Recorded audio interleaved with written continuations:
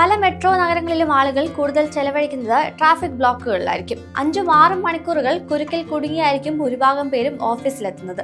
നാട്ടിൻപുറങ്ങളിലെ ജംഗ്ഷനുകളിൽ പോലും സ്ഥിതി വ്യത്യസ്തമല്ല. എന്നാൽ ഈ തലവേദനയാകുന്ന ഗതാഗത കുരുക്കില്ലാതെ വാഹനങ്ങൾക്ക് ശാന്തമായ ഒരു പുഴ പോലെ നീങ്ങാവുന്ന ഒരു നഗരമുണ്ട് ഇന്ത്യയിൽ.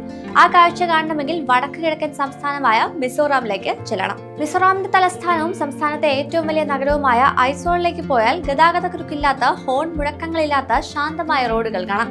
ജമ്മു കാശ്മീർ, ഹിമാചൽ പ്രദേശ്, അസം തുടങ്ങിയ ജനസാന്ദ്രത കുറഞ്ഞ സ്ഥലങ്ങൾ ഉൾപ്പെടെ ഇന്ത്യയിലെ മിക്ക പ്രധാന നഗര കേന്ദ്രങ്ങളും ഗതാഗത പ്രശ്നങ്ങൾക്ക് കുപ്രസിദ്ധമാണെങ്കിലും ഗതാഗതം നന്നായി നിയന്ത്രിക്കുകയും കാർ ഉടമകൾ സ്വയം തിരിച്ചറിഞ്ഞ നിയമങ്ങൾ പാലിക്കുകയും ചെയ്താൽ ഓരോ ഇന്ത്യൻ നഗരവും എങ്ങനെയായിരിക്കുമെന്ന് കാണിക്കുന്ന ഒരു തിളക്കമാർന്ന ഉദാഹരണമായി ഐസ്വാൾ വേറിട്ട് നിൽക്കുന്നു.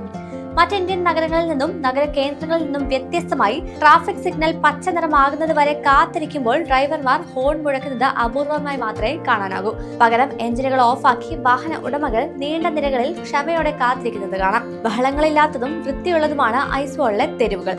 സംസ്ഥാനത്തെ ഏറ്റവും വേഗത്തിൽ വളരുന്ന നഗരമാണ് ഐസ്വാൾ. കൂടാതെ രാഷ്ട്രീയ, വാണിജ്യ, വിദ്യാഭ്യാസ, സാംസ്കാരിക കേന്ദ്രമായും ഇത് പ്രവർത്തിക്കുന്നു. ഭരണ ആസ്ഥാനം എന്ന നിലയിൽ സംസ്ഥാന അസംബ്ലി, സെക്രട്ടേറിയറ്റ് എന്നിവയുൾപ്പെടെയുള്ള പ്രധാന സർക്കാർ സ്ഥാപനങ്ങൾ ഇവിടെയുണ്ട്.